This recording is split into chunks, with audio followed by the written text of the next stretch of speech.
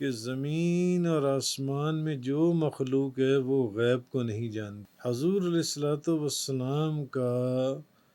امور غیبیہ پر مطلع ہونا ثابت ہے کہ اللہ کے بتلائے بغیر کوئی بھی غیب سے آگاہ نہیں ہو سکتا۔ اللہ عالم الغیب ہے، سو وہ اپنا غیب کسی پر ظاہر نہیں فرماتا ماں سوائے ان کے جن سے وہ راضی ہے۔ اللہ کا محبوب جانتا ہے کہ اس کے محب نے کتنا علم عطا فرمایا جو ان سے ہے۔ قاضی ایاز مالکی رحمۃ اللہ علیہ آپ لکھتے ہیں کہ نبی کریم صلی اللہ علیہ وسلم کو جس قدر غیوب پر مطلع فرمایا گیا تھا، اس باب کے اندر یا اس عنوان کے اندر احادیث کا ایک سمندر ہے جس کی گہرائی کا اندازہ نہیں کیا جا سکتا، اور آپ کا یہ معجزہ ان معجزات میں سے جو ہم کو یقینی طور پر معلوم ہے، ایسا نہیں کہ یہ معجزہ کوئی چھپا ہوا معجزہ ہے یا جس پر کوئی شک و شبے والی بات ہے، کیونکہ وہ احادیث مانن متواتر ہیں اور ان کے راوی بہت زیادہ ہیں، اور ان احادیث کے معنی غیب کی اطلاع پر متفق ہیں، اور وہ بے شمار احادیث ہیں۔ لا يعلم من في السماوات والأرض الغيب إلا الله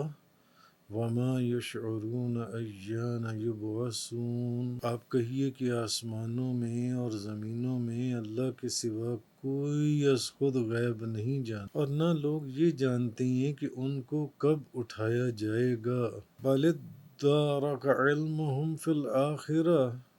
بل ہم فی شک منہا عمون۔ کیا ان کو آخرت کا پورا علم حاصل ہو گیا؟ نہیں، بلکہ وہ اس کے متعلق شک میں ہیں، بلکہ وہ آخرت کے متعلق اندھے ہیں، بالکل، یعنی کہ بالکل جاہل ہیں۔ تو اب اگر غور و فکر سے سوچا جائے، یا غور و فکر کا دامن سوچتے تو بعد میں، اگر غور و فکر ہی نہ کیا جائے، ایک بندہ غور و فکر ہی نہ کرے، تو پھر اس آیت کا ترجمہ کیا ہے؟ اس آیت کا ترجمہ یہ ہوگا کہ زمین اور آسمان میں جو مخلوق ہے وہ غیب کو نہیں جانتی۔ جو بھی مخلوق ہے زمین اور آسمان میں وہ غیب کو نہیں جانتی، حالانکہ قرآن پاک کی بے شمار آیتوں سے ہمیں فرشتوں کا، نزول وحی کا، قیامت کا، جنت اور دوزخ کا علم ہے، اور ان پر ہمارا ایمان ہے۔ حالانکہ یہ تمام عالم غیب کی چیزیں ہیں، سب غیب کی چیزیں ہیں، اور کثیر آیات اور ہزاروں صحیح احادیث سے حضور علیہ الصلوۃ والسلام کا امور غیبیہ پر مطلع ہونا ثابت ہے۔ اس لیے ہمیں اب اس آیت میں غور کرنا پڑے گا، غور کرنا چاہیے بھی کہ اس کا مطلب پھر ہے کیا۔ تو علماء کرام نے، مفسرین نے اس کی وضاحت کی ہے کہ اس آیت کا مطلب یہ ہے، اگر سمجھا جائے، سوچا جائے، کہ اللہ کے بتلائے بغیر کوئی بھی غیب سے آگاہ نہیں ہو سکتا۔ اللہ کسی کو غیب کا علم عطا فرما دے تو وہ ایک علیحدہ بات ہے، مگر اللہ کے بتائے بغیر کوئی بندہ غیب کے علم سے آگاہ نہیں ہو سکتا۔ تو خود قرآن کریم، قرآن بھی اس قول کی تصدیق فرما رہا ہے اور ہمیں بتا رہا ہے۔ مثلاً ایک آیہ کریمہ کے اندر اللہ تبارک و تعالیٰ نے فرمایا، اور اللہ کی شان نہیں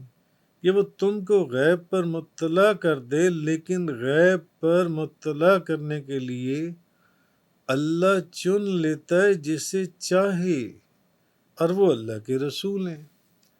یعنی اللہ نے یہ بات بتا دی کہ، اور اللہ کی شان نہیں کہ وہ تمہیں غیب پر اطلاع دے، لیکن وہ اس اطلاع اللہ چن لیتا ہے جن کو چاہے چن لیتا ہے۔ اور پھر آگے فرمایا کہ وہ چنتا کن کو ہے، وہ اللہ کے رسول ہیں، اللہ کے بندے ہیں، اللہ کے رسول ہیں۔ اللہ عالم الغیب ہے، سو وہ اپنا غیب کسی پر ظاہر نہیں فرماتا، ماں سوائے ان کے جن سے وہ راضی ہے۔ یعنی کہ اللہ اپنا غیب کسی پر ظاہر نہیں فرماتا، ماں سوائے ان کے جن سے وہ راضی ہے، ان کو غیب کا علم عطا فرما دیتا ہے، اور وہ اس کے سب رسول ہیں، وہ اس کے سب رسول ہیں۔ یہ آگے اس بحث میں شاید میں نے ان آیات کی تفسیر کو 2 حصوں میں ڈیوائیڈ کیا ہے۔ اگلے حصے میں یہ چیز بھی بیان کروں گا کہ اللہ تعالیٰ نے اپنے رسولوں کے ساتھ اولیاء کو بھی اپنے رسولوں کے جو علم غیب عطا فرمایا، بعض اولیاء کو بھی اللہ تعالیٰ نے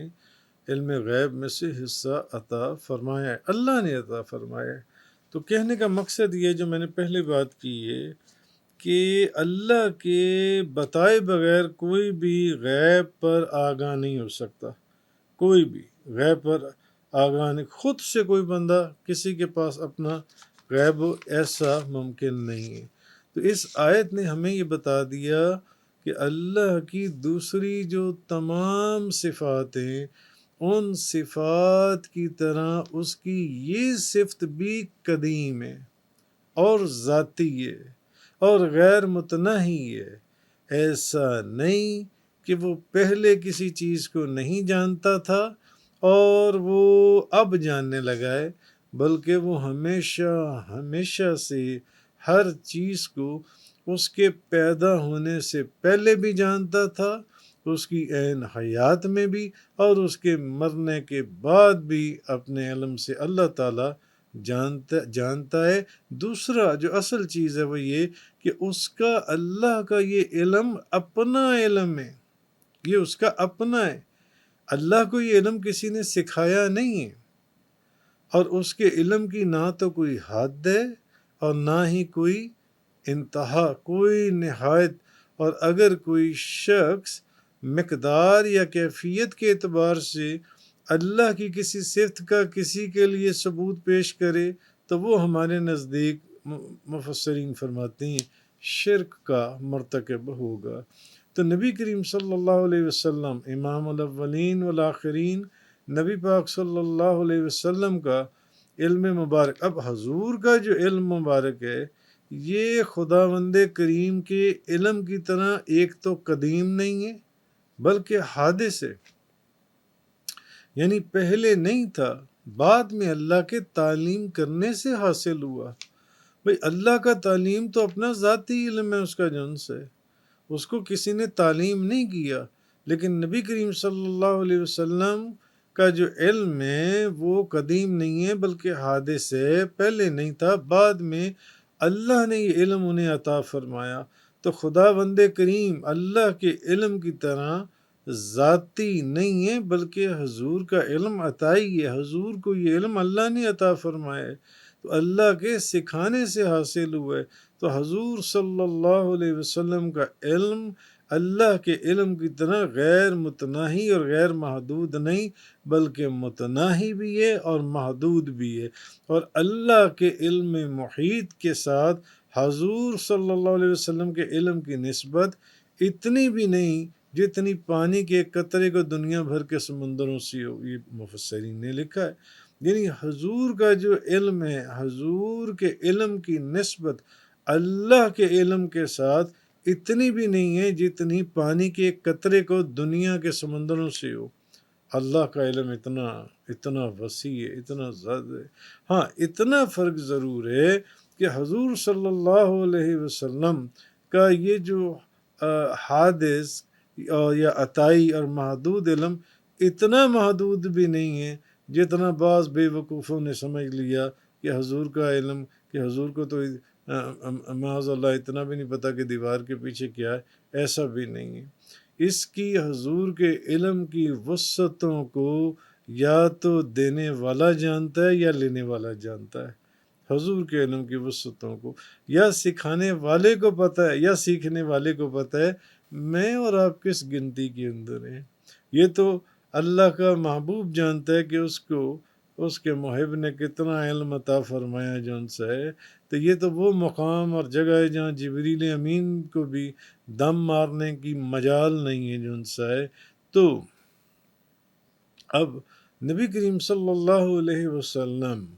نبی پاک صلی اللہ علیہ وسلم نے اپنی زبان حق ترجمان سے ہمیں خود جو کچھ بتایا ہم اس کو حق تسلیم کرتے ہیں اور اسی پر ہمارا ایمان ہے۔ تو انہی کی زبان پاک سے نکلا ہوا ایک قول طیب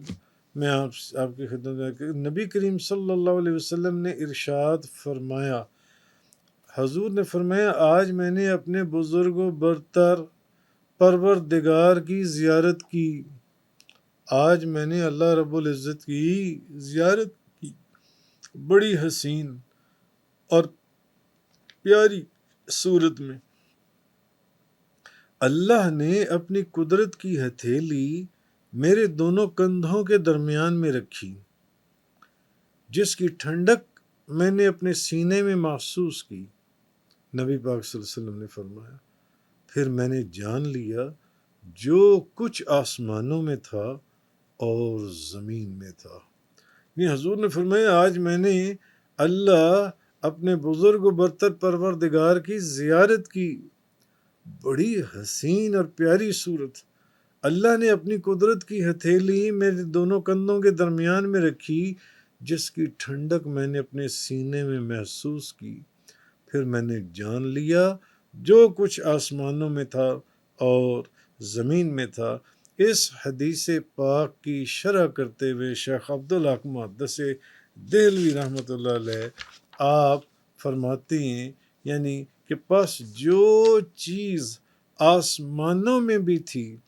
اسے بھی میں نے جان لیا، اور جو چیز زمینوں میں تھی اسے بھی میں نے جان لیا۔ اور پھر فرماتے ہیں کہ اس ارشاد نبوی صلی اللہ علیہ وسلم کا مقصد یہ ہے کہ تمام علوم جزوی اور کلی مجھے حاصل ہو گئے، شیخ عبدالحق محدث دہلوی، اور ان کا میں نے احاطہ کر لیا۔ یعنی کہ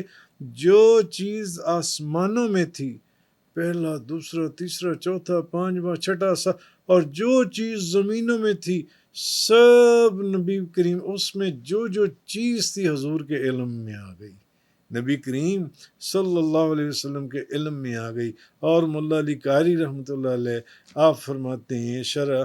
مشکات شریف کے اندر، آپ فرماتے ہیں اس حدیث کا مفہوم بیان کرتے ہیں، اور پھر شارح بخاری علامہ ابن حجر کا قول نقل کرتے ہیں اختصار کے ساتھ۔ فرمایا، علامہ ابن حجر نے فرمایا کہ حدیث کا مطلب یہ ہے، اس حدیث کا یہاں پر، کہ تمام کائنات جو آسمانوں میں تھی بلکہ ان کے بھی اوپر تھی، اور جو کائنات ساتھ زمینوں میں تھی بلکہ ان کے نیچے بھی جو کچھ تھا وہ میں نے جان لیا۔ یعنی نبی پاک صلی اللہ علیہ وسلم نے تمام کائنات کو جان لیا، جو کچھ آسمانوں میں تھا بلکہ ان کے اوپر بھی جو کچھ تھا، اور جو کائنات ساتھ زمینوں میں تھی بلکہ ان کے نیچے بھی جو کچھ تھا وہ بھی میں نے جان لیا۔ تو اللہ تعالیٰ نے ابراہیم علیہ السلام کو تو آسمانوں اور زمین کی بادشاہی دکھائی تھی اور اسے آپ پر منکشف کیا تھا، اور مجھ پر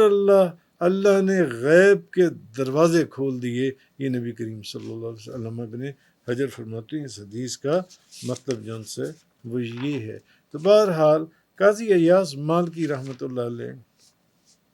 آپ لکھتے ہیں کہ نبی کریم صلی اللہ علیہ وسلم کو جس قدر غیوب پر مطلع فرمایا گیا تھا، اس باب کے اندر یا اس عنوان کے اندر احادیث کا ایک سمندر ہے جس کی گہرائی کا اندازہ نہیں کیا جا سکتا، اور آپ کا یہ معجزہ ان معجزات میں سے جو ہم کو یقینی طور پر معلوم ہے، ایسا نہیں کہ یہ معجزہ کوئی چھپا ہوا معجزہ ہے یا جس پر کوئی شک و شبہ والی بات ہے، کیونکہ وہ احادیث مانن متواتر ہیں اور ان کے راوی بہت زیادہ ہیں، اور ان حدیث کے معنی غیب کی اطلاع پر متفق ہیں، اور وہ بے شمار احادیث ہیں۔ تو مثلا میں اس پہلے حصے کو ختم کرنے سے پہلے ایک حدیث بخاری اور مسلم شریف کی اور سنا دوں. کل یہیں سے ہم انہی 2 آیات کا جو حصہ 2 میں اس کو بیان کریں گے کہ نبی کریم صلی اللہ علیہ وسلم نے غیب کی کیسے خبریں ہمیں عطا فرمائیں اور ہمیں دیں، اور آپ کا صدقہ اور طفیل آپ کی امت کے اولیاء کو بھی اللہ نے غیب کا علم عطا فرمایا ہے. تو اب یہ حدیث بخاری شریف، مسلم شریف، سنن ابو داؤد شریف، مسند احمد شریف، حضرت حذیفہ رضی اللہ تعالیٰ عنہ بیان کرتے ہیں کہ نبی پاک صلی اللہ علیہ وسلم ہم میں بیٹھے ہوئے تھے ہمارے اندر، اور قیامت تک جو کچھ ہونے والا تھا آپ نے اس میں سے کسی کو نہیں چھوڑا اور ہر بات ہمیں بتا دی. حضرت حذیفہ فرماتے ہیں کہ حضور ہمارے اندر بیٹھے ہوئے تھے اور قیامت تک جو کچھ ہونے والا تھا حضور نے ہر بات ہمیں بتا دی، اس میں سے کسی چیز کو نہیں چھوڑا، وہ سب امور بیان کر دیے. جس نے ان کو یاد رکھا اس نے یاد رکھا، جس نے ان کو بھلا دیا اس نے بھلا دیا. یعنی جس کا حافظہ تھا اس نے یاد رکھا، جس نے بھلا دیا. اور میرے ان صحاب کو ان کا علم ہے، ان میں سے کئی ایسی چیزیں واقع وہ فرماتے ہیں ایسی چیزیں بھی ہوئیں کہ جن کو میں بھول چکا تھا. یعنی حضور نے قیامت تک کی ہر بات اس نشست میں بتا دی کہ یہ بھی ہوگا، یہ بھی ہوگا، یہ بھی ہوگا، یہ بھی ہوگا، یہ ہر بات بتا دی جو ان سے ہے. تو وہ فرماتے ہیں کہ ایسے بھی بعض چیزیں تھیں جن کو میں بھول چکا تھا بہت، یعنی کہ اس کا مفہوم کہ وقت بہت گزر چکا تھا، تو کچھ باتیں حضور نے بتائی تھیں، اب جب میں نے دیکھا تو مجھے وہ یاد آ گئیں. یہ تو بات حضور نے بتائی تھی کہ ایسا بھی ہوگا، ایسا بھی ہوگا، یہ بھی ہوگا. تو مجھے یاد آ گئی. یہ ایسے ہی ہے جیسے کوئی شخص غائب ہو جائے تو اچانک پھر کچھ عرصے کے بعد وہ بندہ سامنے آ جائے، اس کا چہرہ یاد آ جاتا ہے کہ میں نے تو اس شخص کو دیکھا ہوا ہے، میں نے تو اس کو فلاں جگہ یعنی کہ حضور نے جو کچھ کہا تھا وہ ساری باتیں مجھے وہ یاد تھیں جو حضور نے بتایا، جو میں بھول گیا. اگر کوئی بات یاد آئی تو مجھے یاد آیا کہ یہ بات تو حضور نے پہلے ہی مجھے ہمیں ارشاد فرما دی تھی. تو کہنے کا مقصد یہ ہے کہ یہ ان 2 آیات جو سورۃ النمل کی آیت نمبر 65 اور 66 آیت نمبر میں نے آپ کے سامنے بیان کی، یہ اس کا پہلا حصہ ہے. اس کا دوسرا حصہ انشاءاللہ اگلے حصے میں بیان کروں گا. وآخر دعوانا ان الحمدللہ رب العالمین. تفسیر قرآن کا یہ لیکچر انگلش میں سننے کے لیے براہ کرم ڈسکرپشن میں موجود لنک پر کلک کریں.